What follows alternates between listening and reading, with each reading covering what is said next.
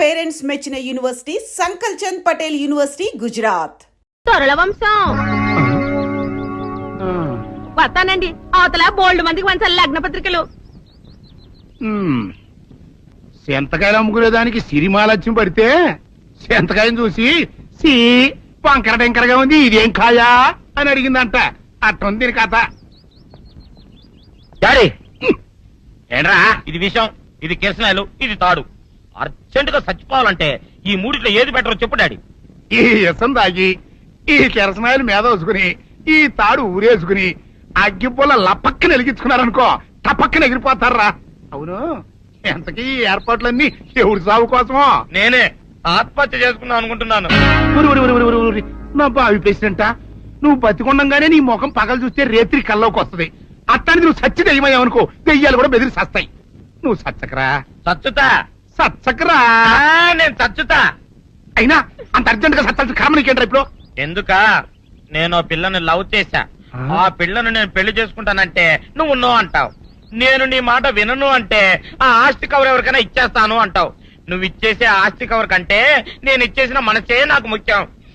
అందుకే నేను చచ్చుతా. అదే విషయం. ఓరు నా బొగ్గుకొండ, నువ్వు ప్రెసిడెంట్ అవడం నాకు కావాలి గాని పేడెత్తుకునే అమ్మాయిని తీసుకొచ్చి నానా నేను దీన్ని ప్రేమించాను అని చెప్పు, నేను చేయకపోతాను. అవును, ఎంతకే ఎవరమ్మాయి? ఒకటే అట్లా సిగ్గుపడబాకరా, చాలా సండాలంగా ఉంది.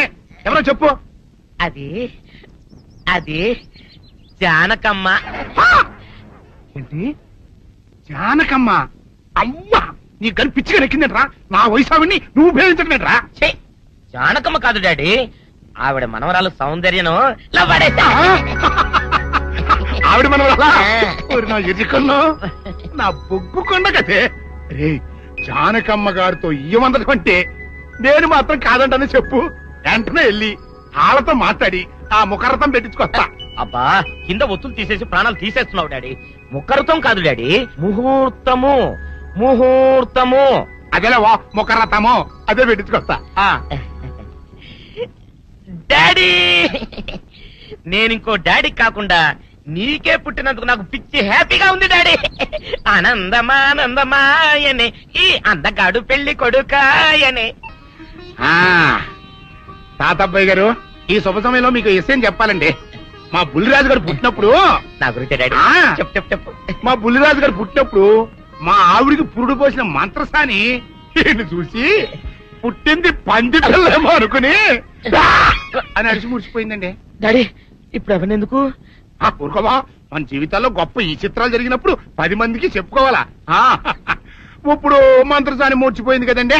ఇకపోతే మా ఆవిడ ఎట్టండి సేపుల్లే నా కొడుకుని కన్నానని బెంగపడి పురిటి స్థానం అవ్వకముందే చచ్చిపోయిందండి.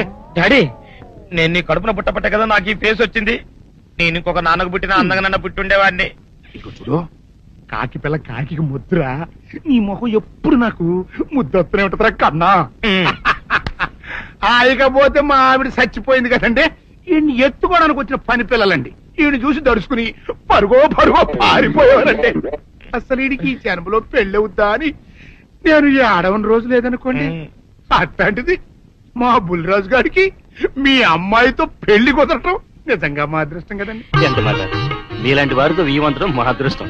అలవరకండి, అంత మాట్లాడతారు. పొంతులు గారు మొకరదం పెట్టేయండి. అయ్యా, ఈనాటికి సరిగ్గా 4వ రోజుకు ఓ మంచి దివ్యమైన ముహూర్తం ఉంది. అయితే అదే కాయ చేసేయండి. ఏం డాడీ? అట్లాగే. ఏమండే, మా ఓడికి పెళ్లి ఖాయం అయితే మా నూరు దేవాలయంలో దేవుడికి అభిషేకం చేయిస్తానని మొక్కుకున్నానంటే ఆ అభిషేకం ఇలా జరిపిస్తున్నాను. మీరందరూ పెళ్లి కూతురు తీసుకుని తప్పకుండా రావాలి. అమ్మో జానకమ్మ, నువ్వు కూడా తప్పకుండా రావాలి. ఎంత మాట, తప్పకుండా వస్తాను. అట్లాగేనమ్మా, వస్తామండి. వస్తానండి. అమ్మా, పల్నాటి నాగమ్మ లెవెల్లో పథకాలేసి ఈ పెళ్లిని జరగొడదామని చూసావు. అది తెలుసుకోలేనంత ఎదవని కాదు నేను. మీ అందరికీ తెల్లారదాకా టైం ఇస్తున్నా. నా కొడుకుని ఎక్కడ దాచారో చెప్పకపోతే మీ అందరి బతుకులు తెల్లారిపోతాయి. నిజంగా బుల్రాజు వేయడం మాకు తెలియదండి. నేను ఇంకేమీ దలుచుకోలేదు. మీకు ఇచ్చిన గడువు లోపల మీరు నిజం చెప్పాలి, అదే నేను వినాలి, అంతే.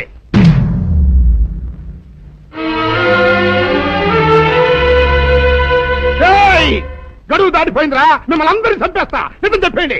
బాబు గారు బుల్రాజు గారిని ఎవరో చంపేసి చెరువులో పడేసి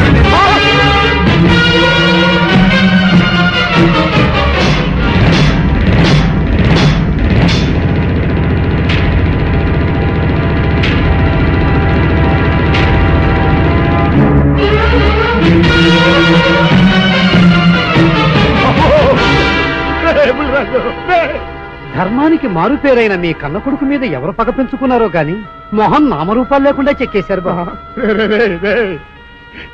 నిన్ను ఈ ఊరి ప్రెసిడెంట్ చేద్దాం కదా అని ఎన్ని కలలు కన్నారా, అప్పుడే నీకు నూరేళ్ళు నిండిపోయినాయిరా.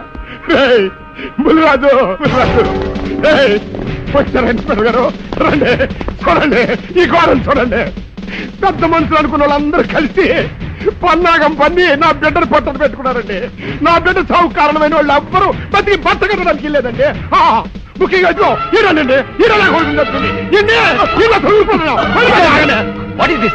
మీ ఆవేశాన్ని కాస్త తగ్గించుకోండి.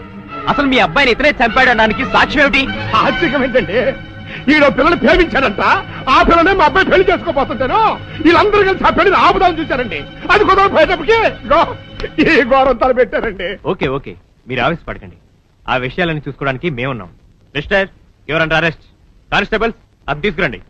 ఆగండి, ఈ హత్య చేసింది సీను కాదు, అతను కాదా? మరెవరు? నేను.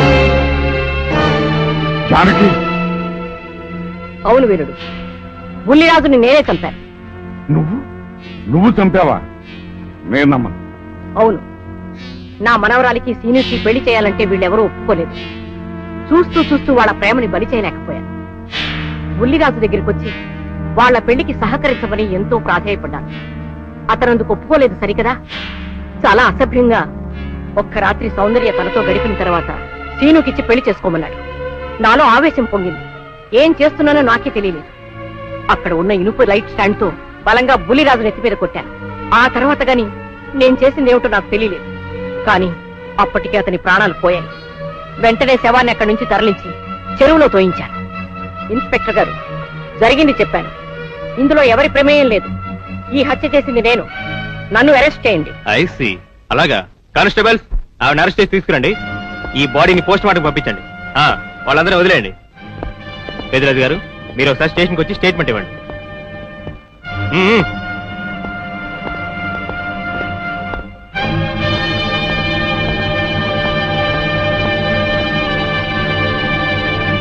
చెప్పు జానకి, ఏం చేయాలో చెప్పు. నా మెళ్ళో ఉరితాడు పడేలోగా నా మనవరాలి మెళ్ళో నీ మనవడు పసుపుతాడు కట్టాలి.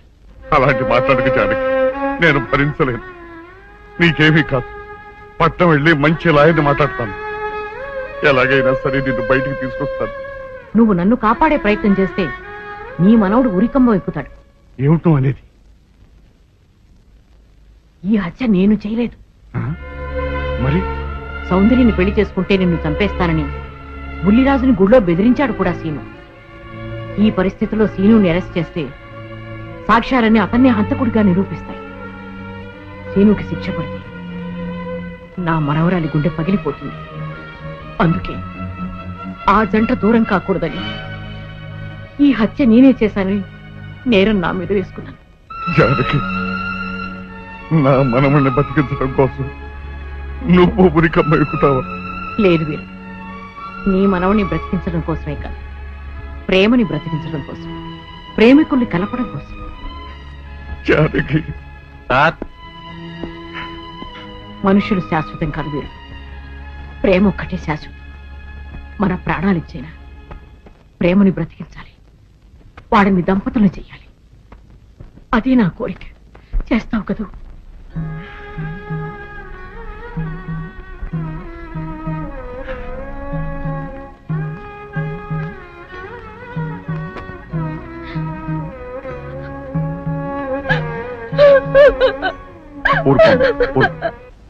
చెయ్యని నేరానికి జానకి శిక్ష అనుభవించడం నేను భరించలేదు. ఆమె చేసిన త్యాగానికి మన కుటుంబం మొత్తం తరతరాలుగా సేవ చేసిన ఆమె రుణం చేరు. మనం వెంటనే పట్నం వెళ్ళి మంచి లాయర్ని మాట్లాడాలి. నా ఆస్తి మొత్తం పోయినా సరే జానకిని మాత్రం కాపాడాలి. ఏ రైతు పట్నం వెళ్తానికి లేదు, జానకమ్మని కాపాడడానికి లేదురా. ఏ మనవరాలి కోసమైతే నా ఒక్కగానొక్క కొడుకుని పొట్టలు పెట్టుకుని నా కడుపులో తెచ్చి రేపిందో, ఆ మనవరాలి ఇంకా బతకడానికి లేదు. అది ఎక్కడ కనపడితే అక్కడ ముక్కలు ముక్కల కింద నరికేయండి.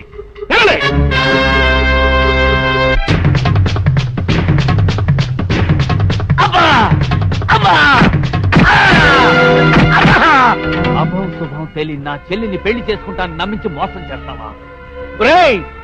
నువ్వు వేరే పెళ్లి చేసుకుంటావు తెలిసి కూడా నీకు ఏ అపకారం తలపెట్టకుండా తన ఆత్మహత్య చేసుకోబోయిందిరా నా చెల్లెలు. అలాంటి మంచి పిల్లకి ద్రోహం చేయడాన్ని మనసులో వచ్చిందిరా.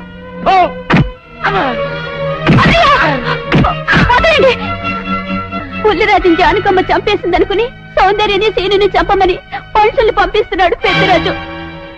ఇప్పుడు ఈయన బ్రతుకున్న విషయం తెలియకపోతే సౌందర్యని సీనుని వాళ్ళు ఖచ్చితంగా చంపేస్తారు. వాళ్ళు పోతే జానకమ్మ వేరే ధర బ్రతకలేరన్నయ్య. పుల్లిరాజు నన్ను పెళ్లి చేసుకోపోయినా పర్వాలేదు, నా జీవితం నాశనం అయిపోయినా పర్వాలేదు, ఇంతమంది చావులి కాడు నేను కాకూడదన్నయ్యా. పుల్లిరాజు బ్రతికే ఉన్నాడన్న విషయం పెద్దరాజుకి చెప్పండి అన్నయ్యా, చెప్పండి. వినరా విను, ఇంత జరిగినా అది ఇంకా నీ మంచిగా కోరుకుంటోంది. ఇప్పటికైనా కళ్ళు తెరవు. రేయ్, ఈ నీడ్ బాబు కప్ చెప్పండి రా. ప్రెసిడెంట్ గారి మనుషులు సౌందర్యం తీసుకుపోతున్నారు. మన సీని గారి స్నేహితులు వాళ్ళతో కలబడ్డారు. రండి రండి.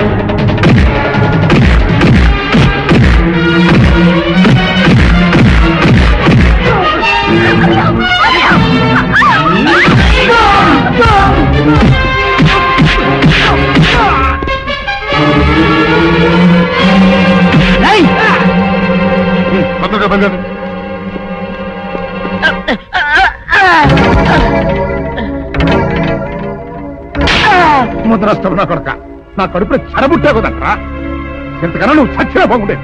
నువ్వు నిజంగా చచ్చావు అనుకుని ఆ పిల్లలు కూడా చంపేమని మనుషులు పంపించారు కదట్రా. అమ్మా గౌరీ, మా ఊరు చేసిన ఏదో పనికి నేను క్షమాపణ కోరుకుంటానమ్మా. పెద్దవారు అంత మాట అనకండి. ఏంట్రా సిగ్గు లేకుండా ఇంకా నిలబడదొస్తావు? లగెత్తులు పోలీస్ స్టేషన్కి వెళ్ళి నేను ఇంకా బతికుండే తెచ్చాను అని చెప్పి జానకమ్మ నిడిపించుకురా. ఆ పిల్లకేం కాకుండా నేను చూసుకుంటా. అతను నిలబడతావురా పో.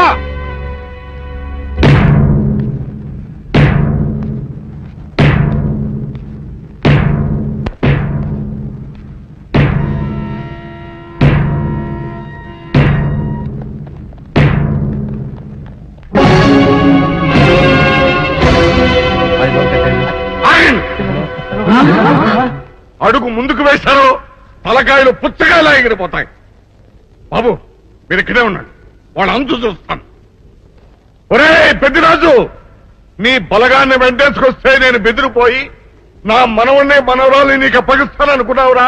ఎరేగరా ఆలస్యం తగ్గించే కాస్త నేను చెప్పేది ఇరవయా. దమ్ములుంటే మగాడు అన్నవాడు ముందుకు రండిరా. ఈ వీరగారు సత్తాయితో చూపిస్తాను. ఇప్పించుకోండి బాబు.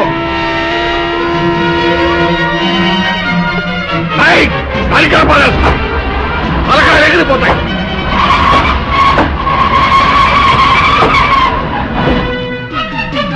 నేను అమ్మాయి మీరు ఎక్కడే ఎక్కడ మీరు వీళ్ళ సంగతి నేను చూస్తాను.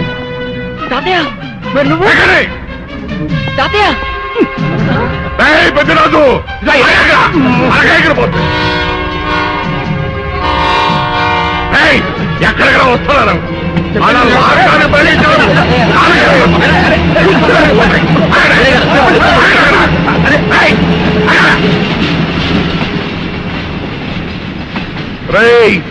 నా మనవడు మనవరాలు ప్రేమ పౌరాల్లా ఎగిరిపోయారా. వాళ్ళ పెళ్లి ఎవడాపుతాడో ఇప్పుడు ఆపండిరా. వీరుడు నేనే వాళ్ళని దింపేశాను వీరుడు. నీకిచ్చిన మాటను కనీసం ఇప్పుడైనా నిలబెట్టుకుందాం అనుకుంటే ఎందుకు దించావు జానకి? బుల్లిరాజు బ్రతికినాడు తాతయ్య. బుద్ధిరాజు బతికే ఉన్నాడా? అదిగో దీక్షాపల్లా ఉన్నాడు మా అల్లుడు గారు. బుద్ధిరాజు నీ అల్లుడా? అవును వీరయ్యా, మా ఊరు పెళ్లి చేసుకోవాల్సింది జానకమ్మ గారి మనవరాలి కాదు, ఈ పంతులు గారి కూతుర్ని. విద్యార్థి వస్తేనేమో నువ్వేమో ఖర్చు ముట్టుకుని అందులో మరి ఆ రైలు ఎవరేం మాట్లాడతారో నాకు అర్థం. అయితే త్వరగా వెళ్దారండి, అందరం కలిసి పెళ్లి ఏర్పాట్లు అక్కడే చేద్దాం. ఈ కథ భరించండి. ఓం